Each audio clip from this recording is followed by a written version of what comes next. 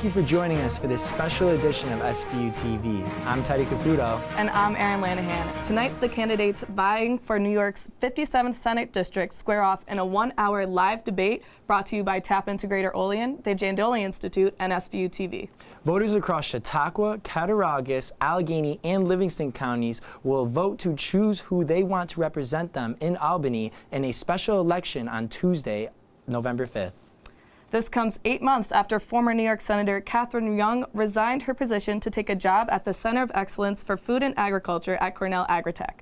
Young held the position since 2005. Let's introduce the candidates. First, we have Democrat Austin Morgan. The 22-year-old is from Freedom, New York, and is a recent graduate of Cornell University. Our SBU-TV's Madeline Edwards sat down and spoke with him earlier this week. Where can I fulfill that desire within myself to help people? 22-year-old Austin Morgan was born into a working-class family in Freedom, New York. He had no interest in politics growing up, as he felt politicians did not represent him and his family. When Austin went to college at Cornell, his view on politics changed. He took interest in education policy due to his mom's background working with special needs children. He started an internship with the New York State Senate that turned into a job as a legislative analyst. Through his time in Albany, he felt that not every constituent was being represented. Our state legislature does not look like the families that I know.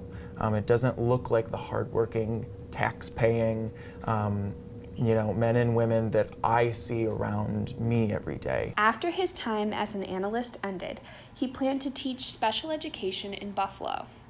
Then Kathy Young resigned and his plans changed. Austin decided that he could help others by running for state senate. He emphasized that Albany needs someone to look towards the future.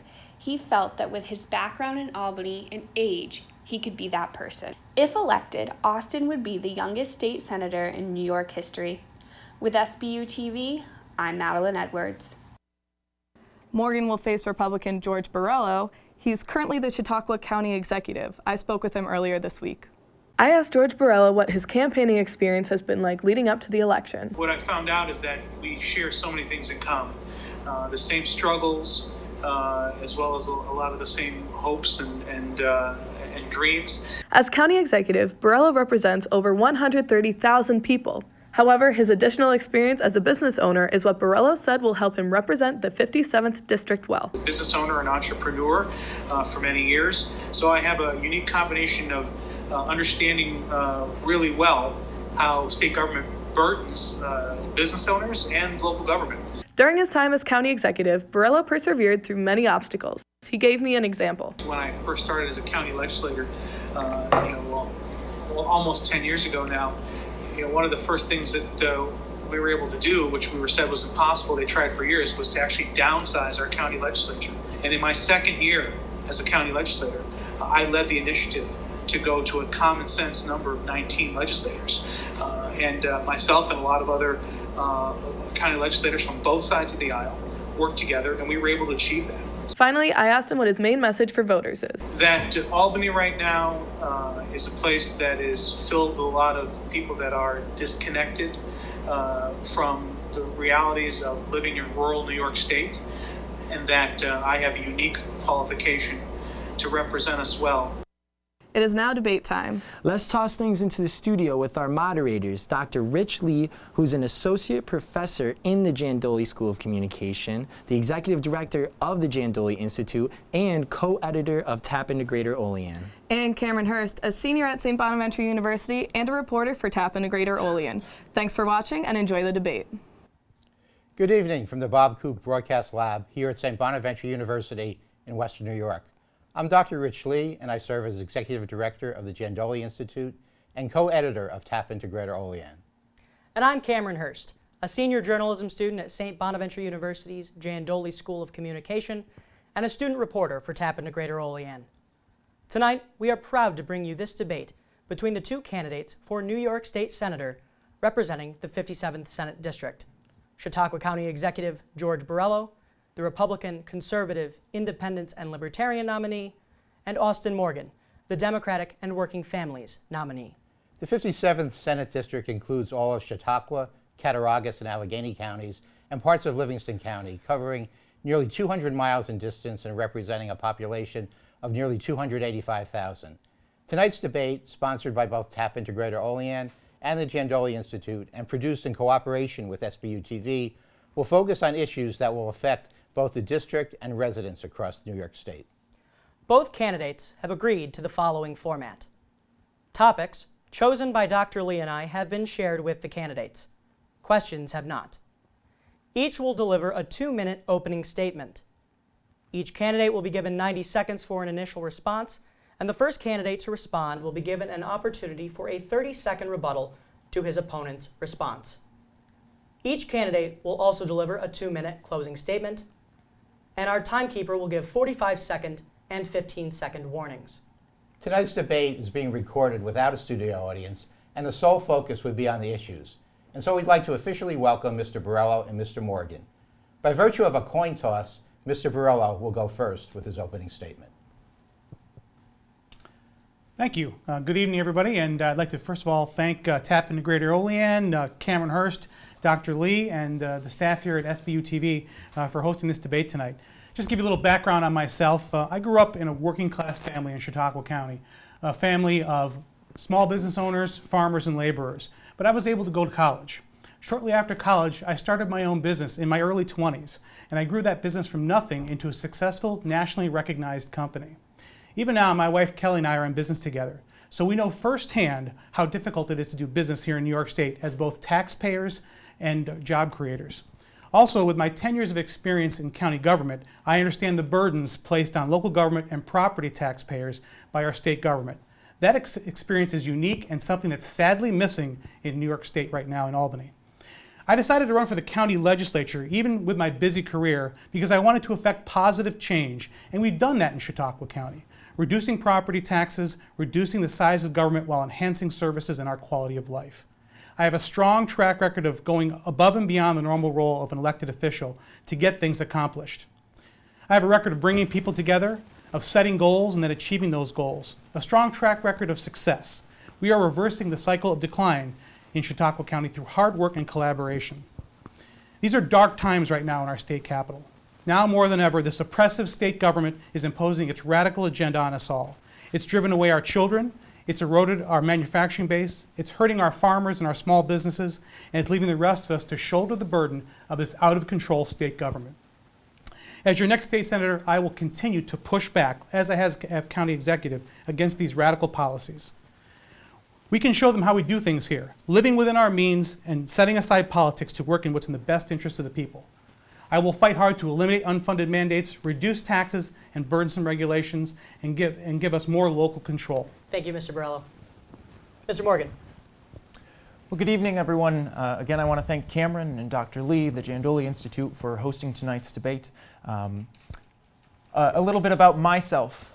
In the last 6 months on the campaign trail, I've had the pleasure of meeting thousands of folks from across this district who are excited and hopeful about politics again. They are ready, regardless of party. Our neighbors in New York 57 believe that it's time for a fresh face and some new ideas in Albany. The brighter future we can build together will not be from the same career politicians that we've tolerated for decades. We simply don't need more wealthy executives in Albany. It's past time that the working class had a seat at the decision-making table. From the United Auto Workers to the Public Employees Federation, hardworking men and women from across this district who endorsed Kathy Young for years are now choosing our campaign to carry on her legacy. The future of our district is at stake in this election. Will our voices be heard or won't they? If we elect my opponent to the minority in Albany, our district, our firefighters, our schools, our farms, and our people will remain voiceless with no legislation or funding to show for it. But if we elect someone to the new Democratic majority, a Western New York values rural Democrat who was born and raised in freedom, who knows what it's like to live in a single-wide trailer on a dirt road, who understands what it is to live paycheck to paycheck. Send me to be your voice in Albany. We can change the way that Albany works, and we can deliver for the people of this district. Thank you, Mr. Morgan. And so we will resume with our first question of the evening. Starting in January, new criminal reforms will take effect across the state, among them being bail reform, which eliminates cash bail for most defendants. Do you believe these reforms are effective? Mr. Morgan, you will go first. So I've read a lot about this issue. When I worked in Albany, being the only candidate with experience in the state Senate, I've had time in Albany. I've sat down and read the bills. I've worked at the table.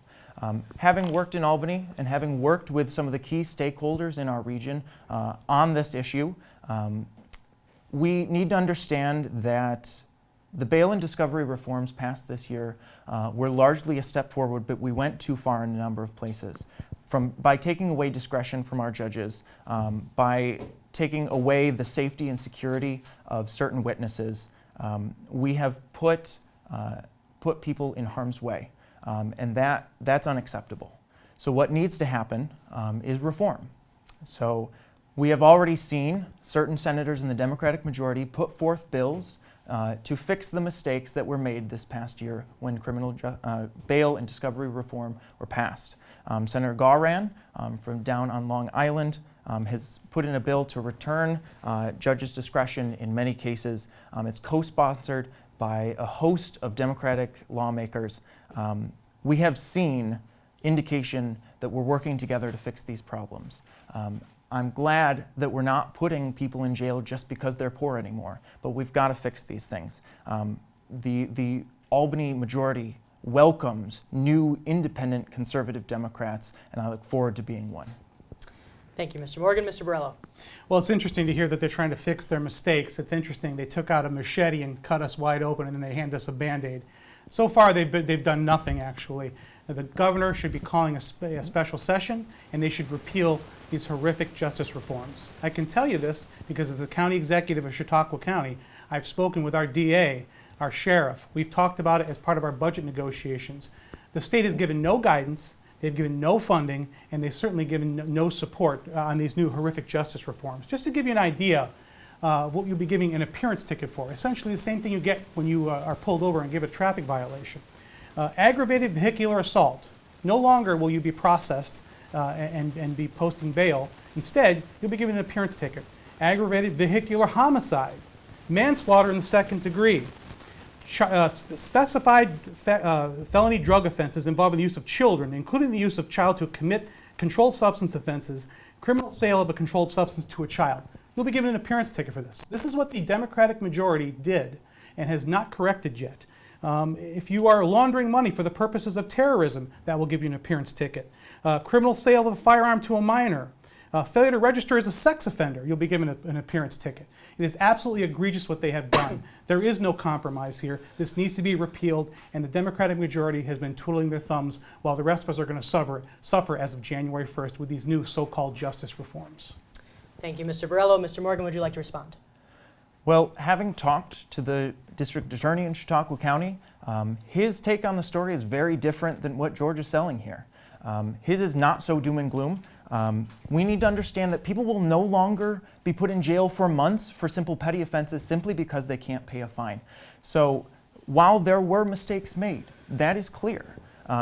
We need people who are ready to work together and fix those mistakes, not make the situation worse with partisan bickering. Thank you, Mr. Morgan. I get a rebuttal on that? No. We'll go to the next question. Okay, all right. Next question, we will actually start out with Mr. Borrello. Okay. The economy is always a major factor in how people vote. When you look at the entirety of the 57th district, what would you do to address issues such as unemployment, families living below the poverty level, and outward migration? There's a lot of issues that need to be addressed here, but the first thing is we need to stop the political rhetoric that there are no jobs here. In my first 100 days of office as county executive, I made a pledge to visit 100 businesses in my first 100 days. I actually got to 107 different businesses throughout Chautauqua County. And what I found out was that there are a lot of jobs. In fact, there were 767 open positions at the 107 businesses that I visited, just those businesses. The problem is workforce, but we've had political rhetoric saying there's no jobs, there's no jobs. but we need is to address workforce, and we have been doing that in Chautauqua County. We have changed the conversation. Jamestown Community College, I've worked very closely with. They are now, their workforce readiness scholarships, so we've got 28 new students in their MTI, the Manufacturing Technology Institute. We are working on things like childcare. Childcare and transportation are the two biggest barriers to people entering the workforce. We've just put in a request through the CFA applications for a major transformation on childcare in Chautauqua County. These are actions that I'm taking because I know these are the things that we need to do in order to improve our economy, in order to give our kids the opportunity to stay here and work meaningful jobs in the skilled trades and the applied sciences. These are actions that I have taken as county executive, not because I listened to the political rhetoric, but because I actually went out and listened to the people, listened to the business owners, and that's how we are starting to move forward with the right solutions in Chautauqua County, and I will bring that same philosophy to my role as a state senator. Okay, Mr. Morgan, your response to the question? So this topic of the economy and population loss is very personal to me. I grew up in rural poverty. I grew up in an economy that didn't care about families like mine. I went to Cornell and I studied rural poverty and how it affects our children and how it affects our seniors as they age. Half of my high school graduating class up and left the state or moved to a large city. So this issue is personal, not only for me, but for my children and their children after. We need to figure out how to anchor our young professionals here while caring for our seniors currently. We need to grow the next generation of farmers. We need to grow the next generation of tradespeople. That's why I've proposed that the first bill I introduce will be called the Trade Up Program. What it will do is it will hook our high school students up with unions, private sector, and BOCES programs to introduce the skilled trades back into the workforce, back into this generation. We will incentivize them to continue apprenticeship programs and to stay in New York State. In the short term, we've got to make sure that our state budget invests in Western New York, and the only way we're going to do that is having someone who can shape that budget from the majority. But in the long term, we need an economy that works for the working and middle classes, those people who live in single-wide trailers on dirt roads. We need to strengthen our unions, tax fairly, and make sure Albany looks, acts, and works like the hardworking taxpayers of this state. Okay, Mr. Borrello, you have 30 seconds to respond. Yes, one of the things I would introduce first is something I call the first employee tax credit. This is from my experience as a small business owner who started from nothing. Taking that leap from being your own boss and your own only employee to hiring just your first employee is incredibly expensive in New York and very, very difficult. This will be a tax credit to allow sole proprietorships to hire their first employee and over the course of 5 years be able to get a tax credit so that while they have the opportunity to grow that business. This is coming from my experience. Thank you. Our next question. In June, New York became the 13th state to allow undocumented immigrants the opportunity to register for a driver's license. Do you agree with this measure, Mr. Morgan? So I've said before, and I'll say it again, I would not have voted for this bill, as several other Democrats did in Albany this year. But at the same time, we need to be clear. I refuse, and many people across this district refuse, to engage in the demonization of immigrants. It's true. Our clerks deserved the funding and the training so that they could implement this bill correctly. That should have come. But by and large, we need to understand the facts behind this bill. This was, in fact, the law in New York State before 2001. What we really need, along with the 12 other states that have passed this measure, we need the federal government to pass meaningful, common sense immigration reform. But by and large, the bill is in the courts now. There's litigation from a number of different counties, and whatever the ruling is, we need to accept and take. So my thought on this bill was that it was misguided. It should have been replaced by the automatic voter registration bill that did not get passed out of Albany. It should have been a priority, but it was stalled because of technicalities with the green light law and the motor voter law. Thank you, Mr. Morgan. Mr. Borrello? I'm absolutely against driver's licenses for illegal aliens and also for free tuition for illegal immigrants. This is just another example of how the Democrat majority has just absolutely passed an irresponsible bill, and it's going to be a burden on local governments. You're talking about the technicality of our clerks. You're absolutely correct, but this is also an opportunity for voter fraud. it's very easy to register to vote at the DMV. And you've now charged people at those counters with having to identify and analyze foreign documentation, things like that they should not have been charged with. The state government, once again, burdens local government without any guidance, without any funding. And in my opinion, this is really about trying to get people to register to vote illegally. In upstate New York, in our area, elections turn on very small numbers, sometimes as few as 1 or 2 votes. So to have illegal aliens registering to vote and voting in our elections could sway the results of votes throughout rural western New York and upstate New York. And that is something that should not be allowed. And whether it was on purpose or whether it was by accident, it's just another example of the irresponsible way the new Democrat majority is acting in Albany. I'm going there to push back against that, to push back and support common sense values. And that is what is truly missing right now. People who understand the experience of being in local government, of being in business, and the egregious nature of which they're doing things now has to stop. Thank you, Mr. Borrello. Mr. Morgan, would you like to respond? Well, I'd say 2 things in response to that. One, my opponent counts himself a successful businessman, but in fact, the New York Business Council supported this bill. So there's disconnect there. And in fact, the Farm Bureau, though now not outwardly supportive, was supportive behind the scenes. But I would also say if my opponent is worried about election fraud and immigrants voting, he shouldn't have cut $50,000 from his elections budget this year in Chautauqua County. Thank you, Mr. Morgan. All right, gentlemen, thank you both so much. Coming up next, we will look into some issues that hit close to home across the 57th District. Stay tuned. We'll be right back.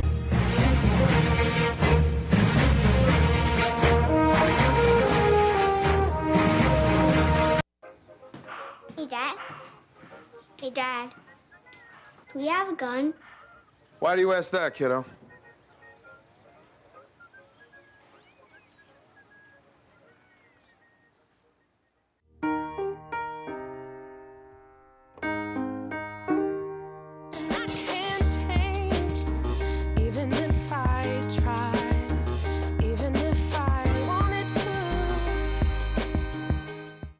You told me not to talk to strangers. You told me not to cross the street without looking both ways. You told me not to touch the stove. You told me not to do drugs. You told me not to drink and drive. You gave me so many messages about how to stay safe. Why didn't you keep me safe by properly storing your gun?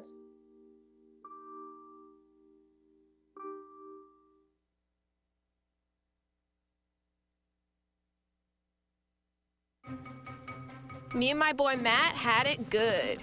He had catnip that was off the hook.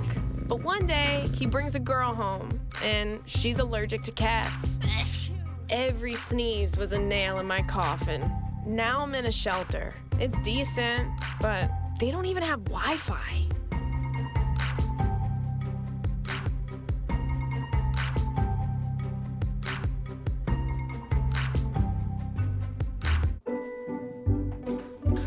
What are you looking for?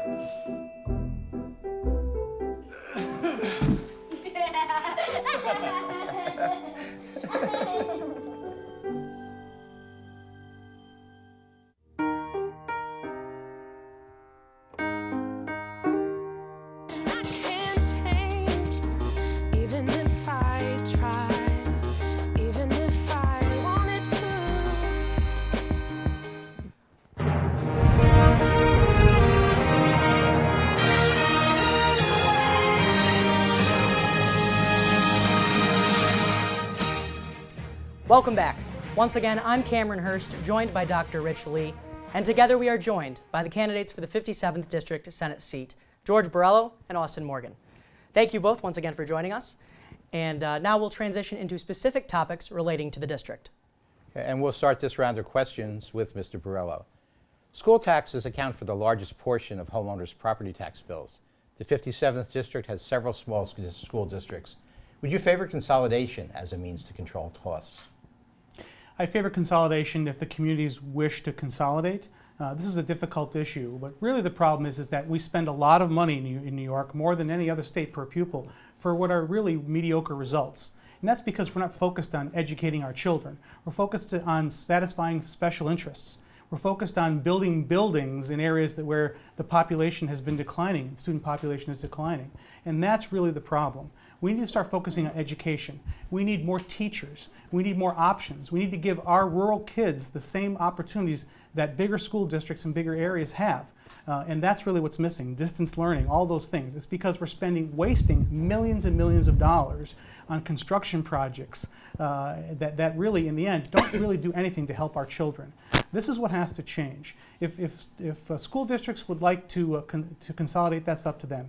I'm going to push forward to get more funding to educate our children so that we can have the programs that will give them the opportunity to succeed. I'll continue to push the growth of our skilled trades in our high schools, programs like BOCES and P-TECH like we have in Chautauqua County, because that's the key to keeping our children here, giving them a wonderful career in the skilled trades like my family had, which made a good life for me and my brothers and sisters. This is what's missing now, is the focus on kids and not so much on special interests. And that's what I'll push back against and support as your next state senator. Okay. Mr. Morgan, your thoughts on the question? Well, first I would point out the long trends in education at this point are not specific to one party. So when my opponent starts throwing this vitriol around again, it's just misdirected. But let's be clear. Property taxes and school funding in this part of the state are significant. And Kathy Young, in her tenure in the Senate, was happy and proud to deliver historic funding to our schools, making sure that we got our fair share of foundation aid. I will be proud to do that, and the only candidate who will be able to do that in the Senate majority. But in terms of school consolidation, we need to understand the social, the historic, and economic trends that have led to the current situation that we're in. Having studied child development, having studied education and its history, I'm uniquely qualified to understand those issues that we face.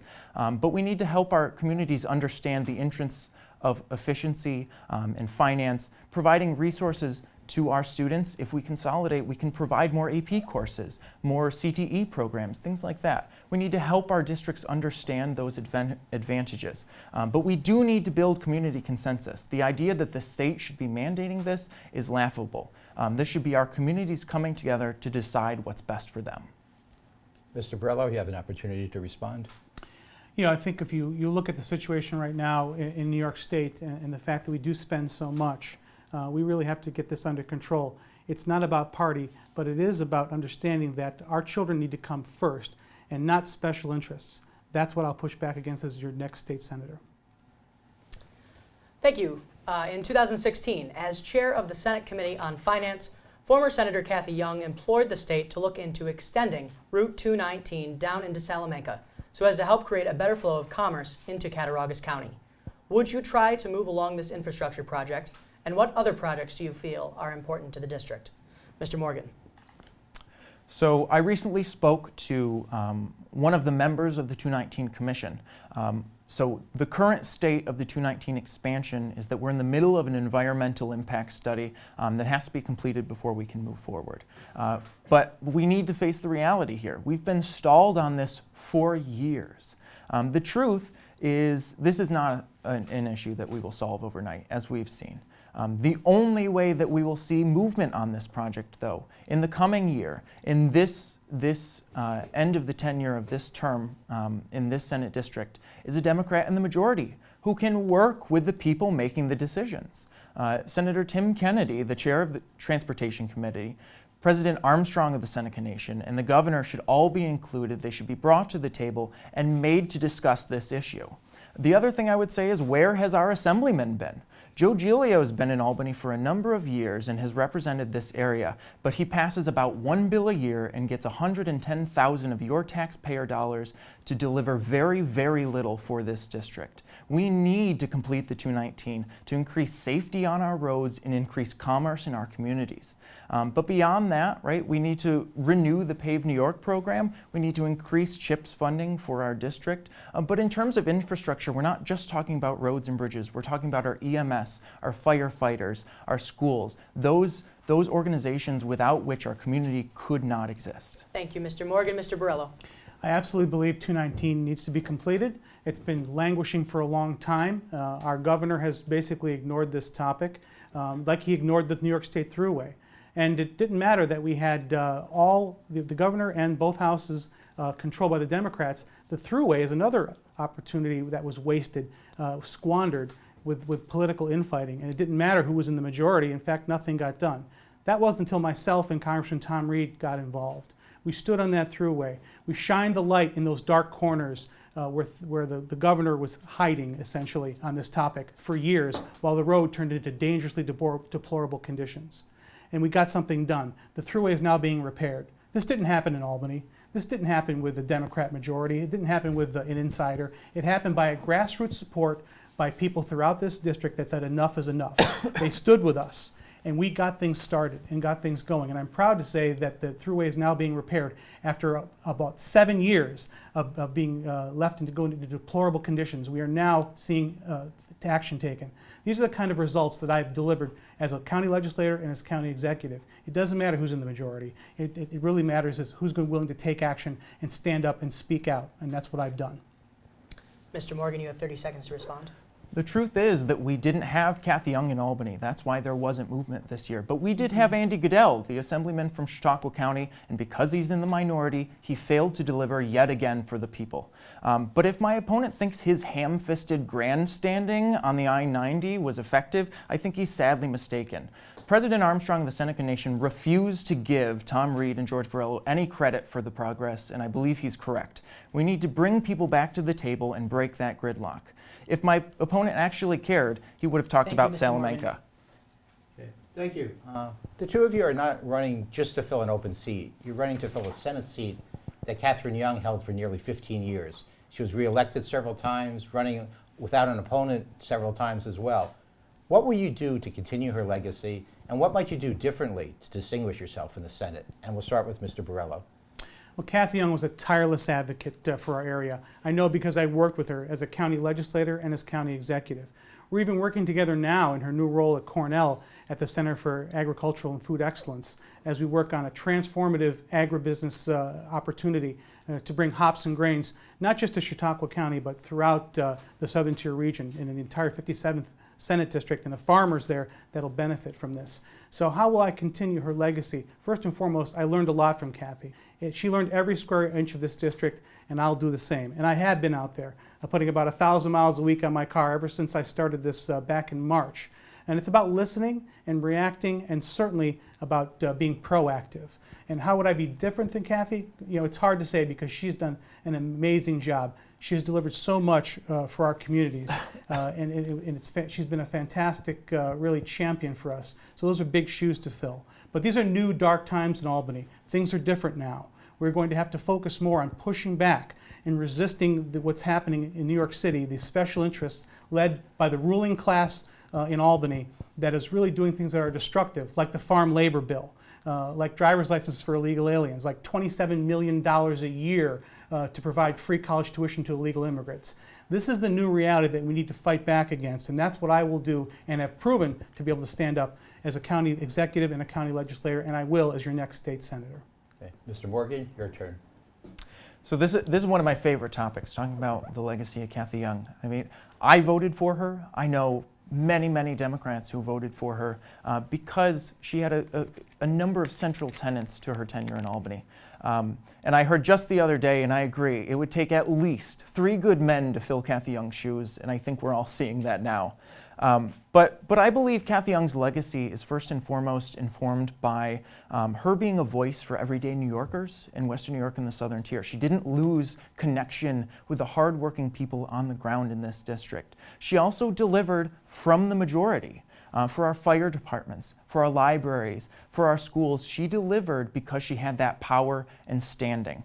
She would pass 30 to 50 bills a year and secure historic funding for this district. The only way we will get that is by sending someone back to the decision-making table, someone back to the majority like Kathy Young was. But I would also say Kathy Young's legacy was bipartisan in a time when partisanship is easy and happily taken up by both sides. Kathy Young worked with everyone. She didn't do it in a showy way, but Kathy Young was happy to work with Andrew Cuomo, to deliver for our district. She was happy to work with Democrats. She was happy to work with whoever she needed to. My opponent's vitriol, his hatred for certain people in this state, especially Democrats among them, will mean he cannot deliver for our district. He's already made enemies in Albany. Thank you, Mr. Morgan. Mr. Borrello, you have the opportunity to respond. Yeah. You know, the vitriol is a word that's been thrown around, but the reality is this is standing up for what's right, and it's gotten things accomplished, like getting the thruway fixed, and certainly many other things that I was told were impossible, like getting a consensus around Chautauqua Lake after years of nothing happening there and our water quality becoming continuing to degrade. We were able to get 16 organizations around the lake to work together. This is the type of stuff that's doesn't matter who's in the majority, it's about standing up, speaking out, and getting things accomplished. Okay, thank you, gentlemen. Coming up next on our special election coverage, we dive into some of the issues making headlines across the country. Stay with us. We'll be right back.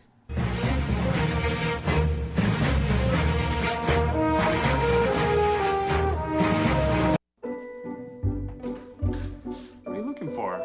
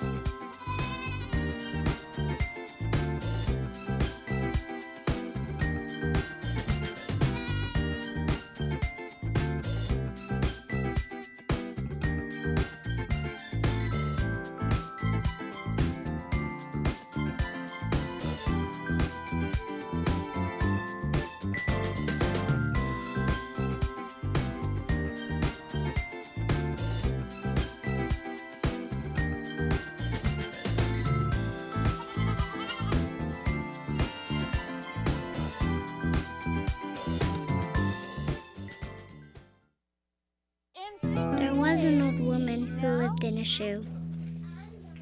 She had so many children, she didn't know what to do.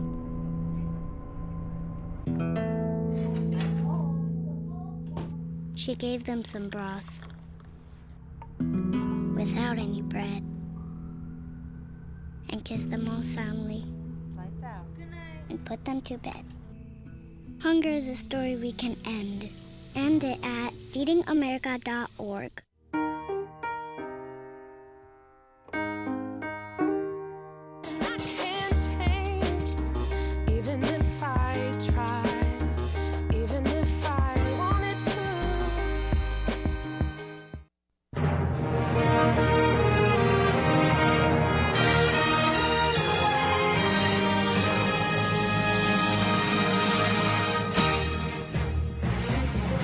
Welcome back. Once again, I'm Dr. Rich Lee, joined by Cameron Hurst, and together we are joined by the candidates for the 57th District Senate seat, George Borrello and Austin Morgan.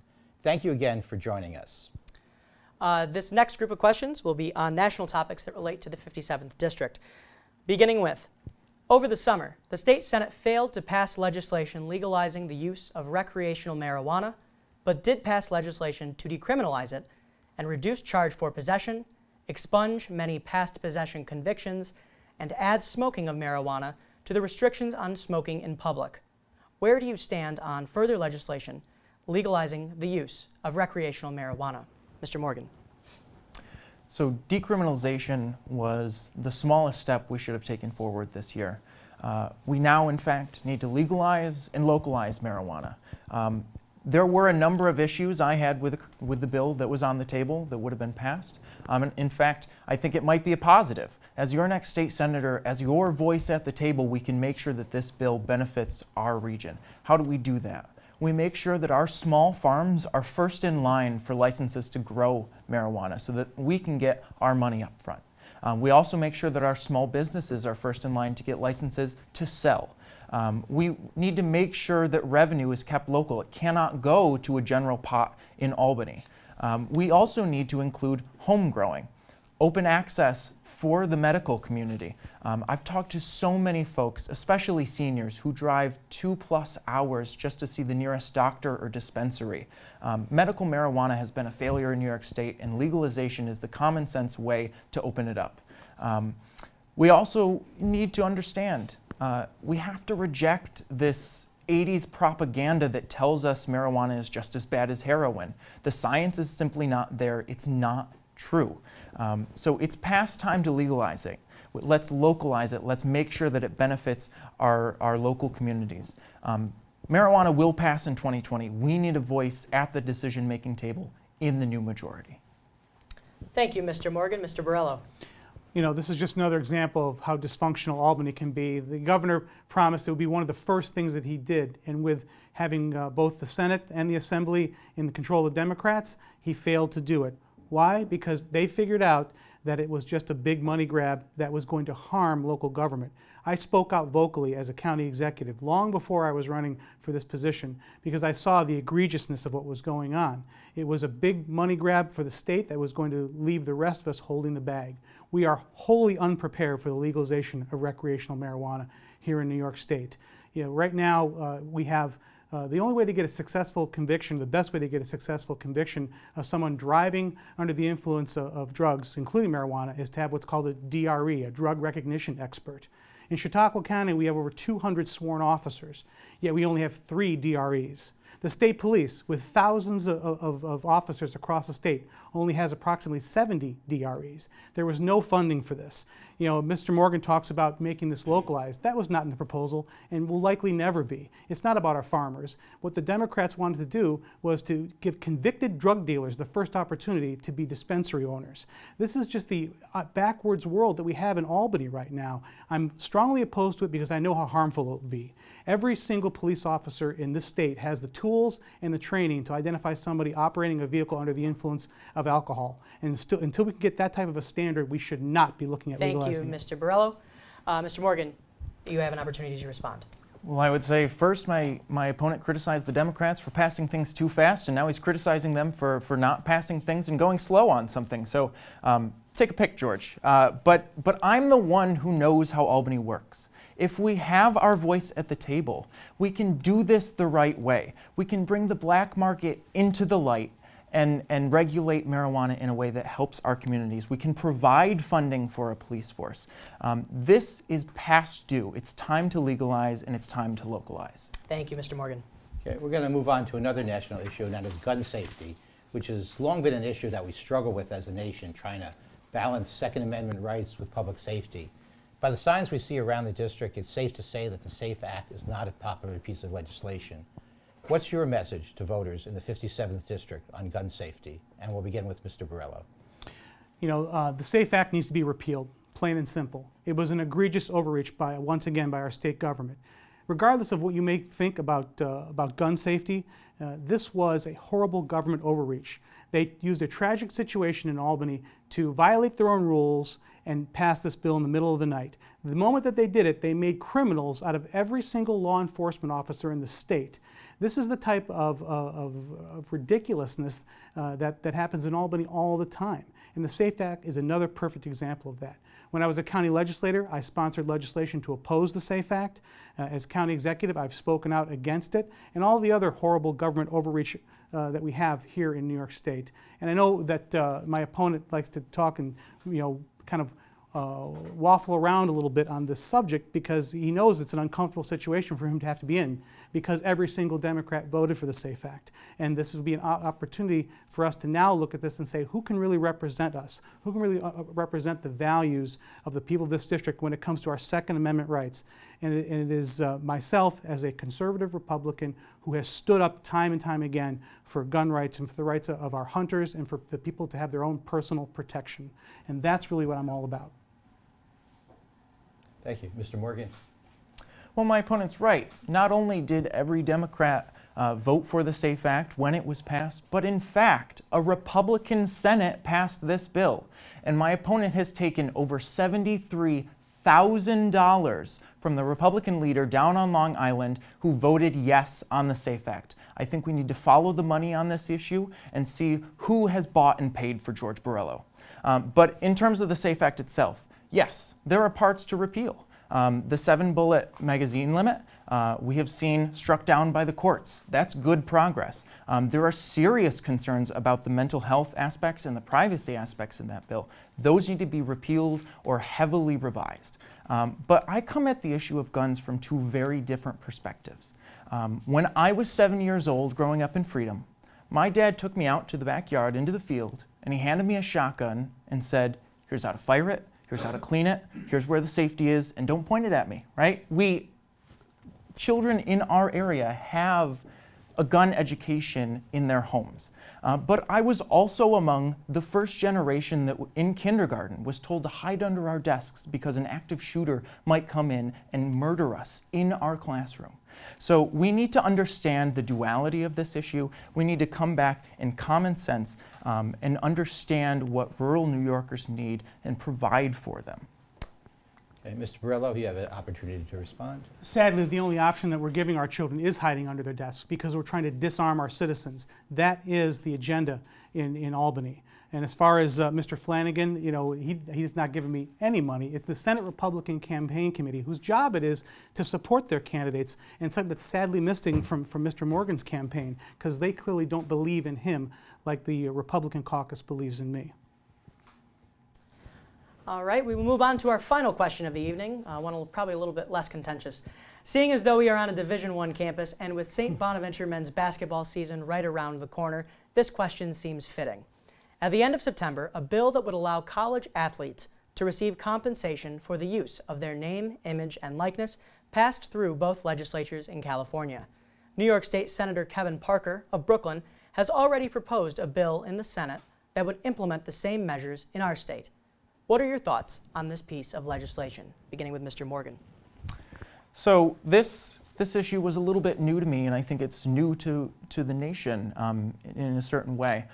The baseline here, I believe, is that we are taking steps towards ending the exploitation of our students in our colleges. This year in New York State, Syracuse University made over $90 million, a record amount of revenue in their athletics department. Now, as far as I'm concerned, the athletes in our schools shouldn't be millionaires. I think we can agree on that. But if the school is profiting off of their performance, if the school is profiting off of their image and products, then I believe those students should see some of that financial return. Mr. Borrello. Yeah, I think we pretty much agree on this topic, but I will say this, you know, I went to a Division I school, I went to Purdue University, and you know, the reality is that these colleges have huge endowments, and we should be focused really on how we can make college more affordable for every student, not just athletes that get full rides, by opening up these endowments and starting to reduce the cost of college. But when it comes to this particular issue, you know, it's a double-edged sword. I agree. I believe that they should not be exploited, and they should be able to you know, basically reap some of the rewards financially that the schools are from their talents. However, the coach of Ohio State came out and said that there's an opportunity for exploitation and also for some bad actors to get involved in this, and you could start seeing really more or less fixes going on. You know, bringing professional athletes that should be going to the NFL, for example, and having them go to college because they'll now be able to make that kind of money if this isn't controlled properly. So this is a difficult issue that needs to be looked at carefully. I think California jumped into this quickly, and now they're trying to figure it out. Once again, like New York, they're really good at trying to build the plane while they're flying it. And this is going to create some chaos within the NCAA and within colleges in general, and we need to step carefully and look at this topic carefully. Mr. Morgan, would you like to respond? I just add two things that I believe when New York State looks at this legislation, we need to talk in great detail with the stakeholders here. We need to bring the NCAA to the table and understand their point of view, but we also need to bring the many athletes around this state who have a stake in this to the table as well and have them testify in Albany. One thing that I would like to see strengthened in this bill is gender equity for our players. You know, football is great and we should pay those people, but also the women's teams. Thank you, Mr. Morgan, and thank you, gentlemen. We will now finish up with each candidate's closing statement.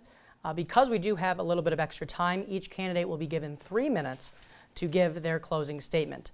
Since Mr. Borrello won the toss and gave the first opening statement, we will start our closing statements with Mr. Morgan. Well, I want to thank Cameron and Dr. Lee and the Jandoli Institute again for tonight's debate. This is the final debate of the campaign, so please share this with your friends.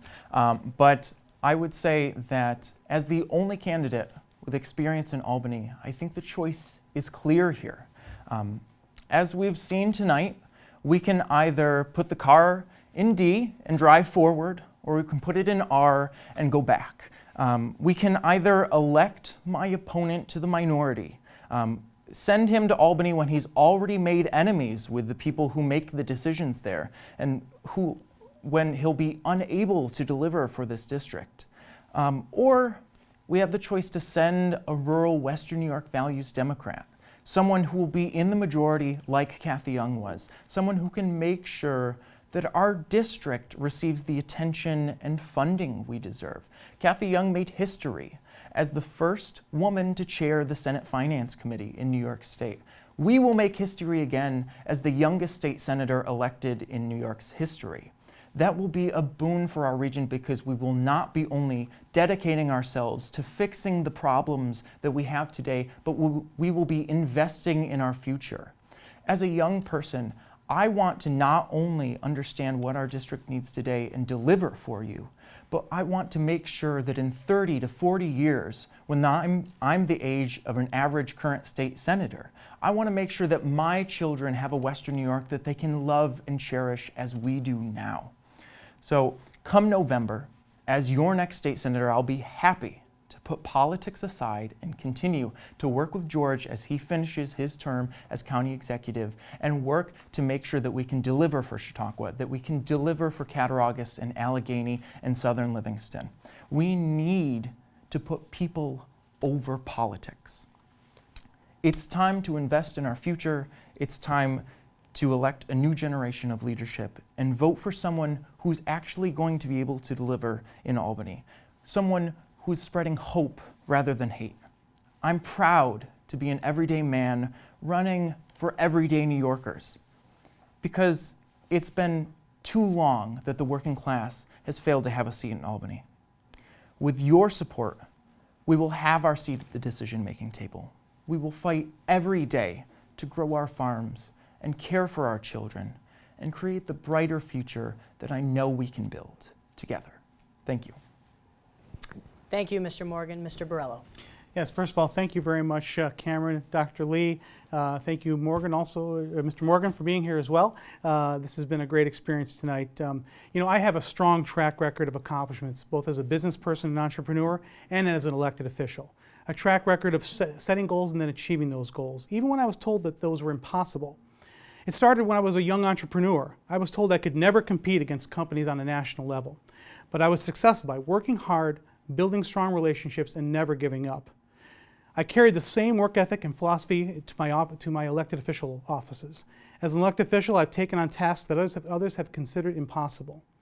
We were told we could never downsize the county legislature, but in my second year, I led the effort along with my colleagues, and we successfully downsized the legislature from 25 to 19 members. We led by example, and Chautauqua County became a leader in consolidating government. Most recently, I took a leadership role in creating unprecedented collaboration around Chautauqua Lake, and the lake's quality and usability was the best it's been in many years. Again, I was told that level of collaboration would never happen. There's a fundamental difference between my opponent and myself. He can only talk about what he might do. I can show you what I've accomplished. The reason Albany is so dysfunctional is because it's filled with people who have never had to run a business, who've never had to make a payroll, who've never had to deal with the oppressive and burdensome taxes and regulations that they impose on the rest of us. You only need to look at the outrageous legislation that we've seen so far this year to know that they are disconnected and out of touch with reality. We need to elect the right people who understand and uphold our values and understand firsthand the challenges that we face as taxpayers, as business owners, and as people trying to raise families here in rural Western New York and the Southern Tier. We cannot sell out to the New York City radical ruling class with the promise of some table scraps if they should deliver them. I'm proud of the many endorsements I've received, by the way, a cross-section, the New York State Troopers PBA, Unshackle Upstate, which is a nonpartisan pro-taxpayer, pro-business group, and pro-upstate advocacy and education coalition. the National Federation of Independent Businesses, the NFIB, the largest small business advocacy group in the nation. The IBEW Local 97, the International Brotherhood of Electrical Workers, who represent labor. This is a cross-section of small business owners, skilled labor, law enforcement, and those dedicated to protecting our quality of life here in the region. They recognize that I have a unique combination of experience and a track record of success. I carry that in my heart every single day, now as a county executive, as a business owner, and I will carry that in my heart as your next state senator. I'd appreciate your support on Election Day. Thank you. Thank you. This concludes tonight's debate. I want to thank both candidates for joining us, and I want to thank our audience for watching. We're going to send it back now to Teddy Caputo and Erin Lanahan from SBU-TV. Thank you for joining us tonight in our special election debate coverage in the race for New York's 57th Senate District. Make sure to tune in Wednesday and Friday mornings at 10 a.m. for SBU-TV live on Facebook and YouTube. Our coverage continues online and on our social media platforms. You can watch the entire debate on Tap Into Greater Olean's website and on our YouTube channel. Remember, Election Day is Tuesday, November 5th. Have a great night.